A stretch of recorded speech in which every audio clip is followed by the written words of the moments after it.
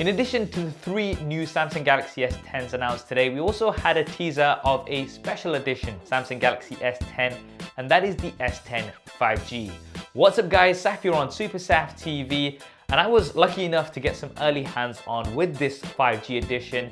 If you want to find out about the Samsung Galaxy S10, the S10 Plus, and the S10e, I've covered those in detail in my previous video. I'll link that in the cards and in the description. In this video, we're specifically going to be taking a look at the Samsung Galaxy S10 5G.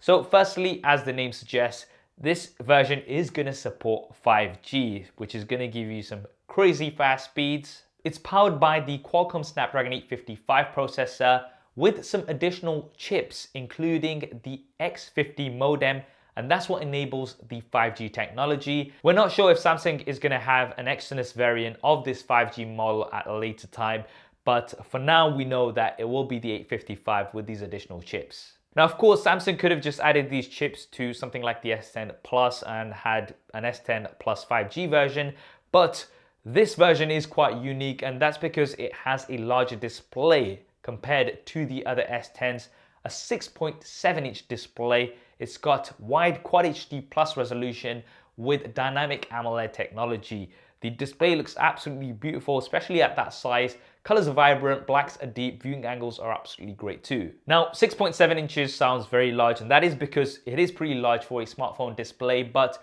I did compare it to the Note 9 in hand, and realistically speaking, it didn't feel too different. It was very similar in size, and that's because it has minimal bezels. You've got very small bezels all around the display, and then you have the punch out. Now, the punch out is actually wider than what we've got on the S10 Plus, and that's because, as well as the 2 cameras that we've got on the S10 Plus, so that's 10 megapixels with an f1.9 aperture, and the secondary camera for depth information, we also have a dedicated 3D depth sensing camera. Now, this is going to be used for some advanced AR features. How these are exactly going to work, we're not sure yet, but we also have the 3D depth camera on the rear of the device. So we have a triple camera setup similar to what we've got on the S10s. So that's a primary camera with a dual aperture, 12 megapixels, f1.5, f2.4. It's going to switch between these two depending on the light in your scene.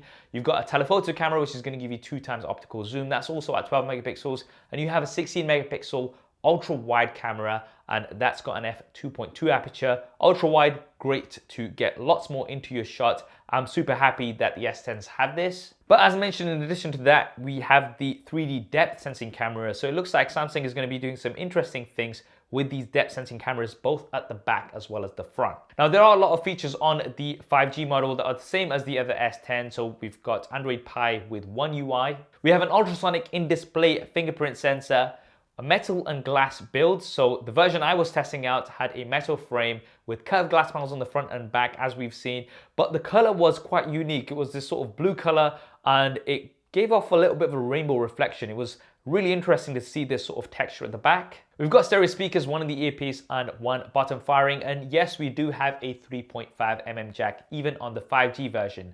One thing we don't have, unfortunately, on the 5G version, which we have on the other versions, is a micro SD card slot. So you can't expand the storage on the 5G version. It comes with 8 gigabytes of RAM and 256 gigabytes of storage.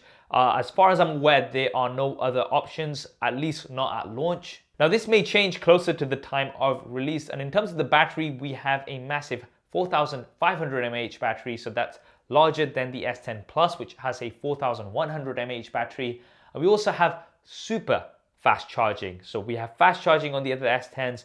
On the S10 5G, we have super fast charging, which is around 25 watts wired. We've got fast wireless charging 2.0 as well as wireless PowerShare. So this is reverse wireless charging, where you can use your device to charge other devices and accessories and things like that. These are features that we do also have on the other S10s.